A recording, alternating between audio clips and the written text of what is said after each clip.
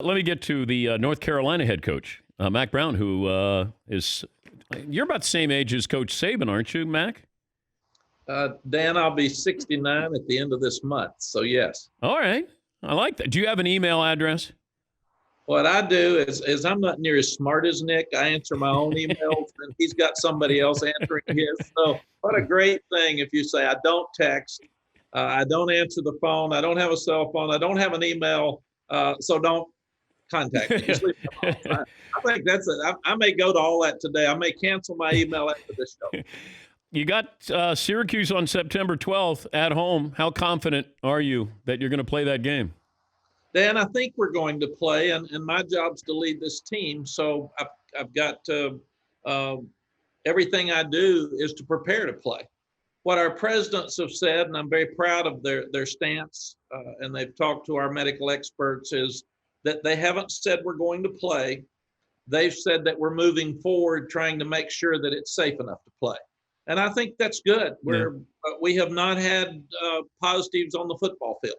We've practiced now probably 11 times, and it's good. And kids are staying safe. Where all of us have issues is when they leave our football area, the complex, and they have their normal social lives, and things have changed. They can't have that normal social life anymore. And also, if the students are on campus but not going to classes, I would think that helps your football team staying safe, and not being out in the the general population there, that you can almost keep them in a bubble of sorts on campus. Is that the game plan?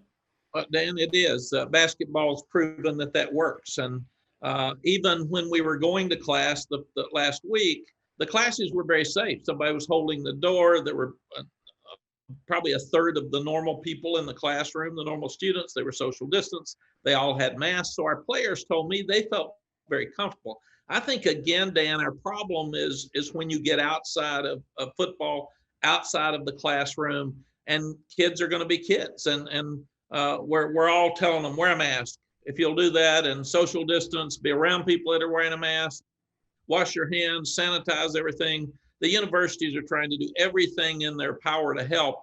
And now we've got to have the students to step up and help us as well. Why is it the ACC, Big 12, and SEC are still trying to play, planning on playing, and the Pac-12 and Big 10 are not? It seems to me it's just the difference in medical opinions. The medical experts seem to think it's not as safe for the Big 10 and the Pac-12, and the medical experts here, and the Triangle is one of the top medical centers in the world. We have great medical experts, and they've done everything that we do, Dan. They've touched it. They're talking about how many fans can be in the stands, where they sit, how we eat, how we have our team meetings. They have looked at and approved everything. And as long as these brilliant people think that it's safe for these young people to play, the kids want to play. The coaches want to play. We had our best practice yesterday, and I wish that our fans and media could be out there to watch. They're excited and they're having fun, and it's probably one of the few normal things right now in their lives.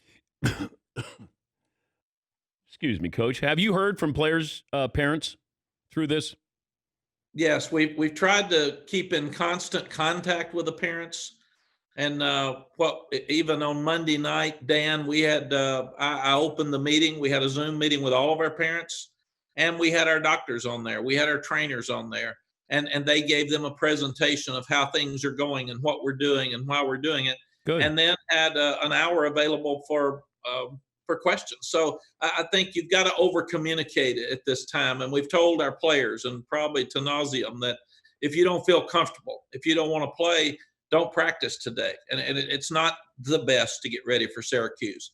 But these times are different, and we have to handle these times differently. And if you want to opt out, if you don't feel comfortable, you don't want to play, you get to keep your scholarship, but come back and see us in January or when this virus goes away. Yeah, and it's really tricky because you can do everything right, the athletic director, the school, the players, but it comes down to the student body as well. These players have got to be diligent in policing themselves. And that's hard to do, Coach, when you're 20, 21, 22 years of age on a college campus. Well, it is, Dan. You and I don't like wearing the mask. You're a very personable guy. You don't like staying away from people that are friends of yours. And I can't shake a hand. I can't hug somebody's neck and all that's different now than it's ever been in our lives before. And what we've got to do is show great leadership for these young people. And by doing that, then they've got to follow us. And I think the other thing is that it's never been more important to have a team-led team than right now. That when they're away from us, we've told them, if you want to play, then you social distance, you wear your mask. If you don't care, then that's okay. But if you want to play, you've got to do what the medical experts are telling you to do, because that's going to be the difference when it comes down to when they make a final decision. Any chance you keep Notre Dame for good in the ACC with football? But I would love that. It'd be a win for the ACC. Great program, obviously, tremendous brand nationally, great TV revenue and market. They do it right. They go by the rules. They're always going to be good. So it would be a home run for us if we could. What do you have in your office there? The coolest thing you have in the office there is what? The national championship trophy that's right over my shoulder that I'm hoping every recruit sees. You should walk around with that, just like a push cart, or, a scooter or something, and have that. You go back to that 2005 season, the play that Vince Young ran. What was the call? And was that a designed play to beat USC? It was a design play. It was menu number 2, because at that time we were going no huddle because it was the end of the game, and you had to get the play in very quickly. And I'll never forget, it was a play that Vince told us he wanted to run if we got in that situation, because we said, what's your best go-to play if we get down to the end and we have to make a play? And he said menu 2. And so we called it. And I'll never forget, I said, look quickly, and if they're open, throw it. But if not, your legs are pretty darn good for 5 yards. So don't be hesitant to pull it down and run it. And he wasn't throwing it, Coach. No, he pulled the old, hey, I'm going to fake it like I'm going to throw it, and then got in that end zone very quickly. Why didn't he work out in the NFL?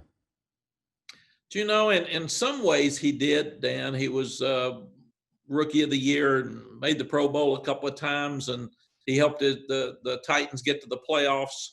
I worry sometimes that young people that leave a year early maybe aren't quite as ready for all the stuff as much as they are the football. And it was a very uncomfortable situation, too, that Coach Fisher didn't want him. Norm Chow, they both wanted Matt Leinart, who is a great player. But Norm had coached Matt at USC. And Bud Adams, the owner, wanted Vince because he was from Houston. So they were kind of forced into taking him. And when they said, we want Matt Leinart, and then you're forced to take somebody else, they came to me and said, how are we going to handle this? And I said, it's not good, brother.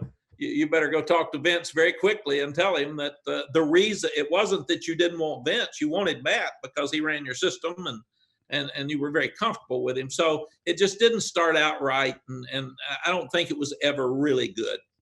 Has Michael Jordan been to a practice?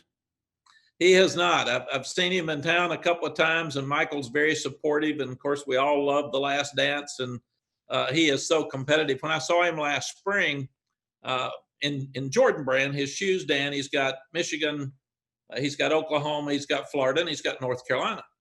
So here I am, the new coach, and I said, Michael, why did you give your shoe brand to Oklahoma and to Michigan and Florida, man? Why didn't you just give them to us? And he said, why don't you start winning some games like the rest of them, and then we'll talk about who I give my shoes to.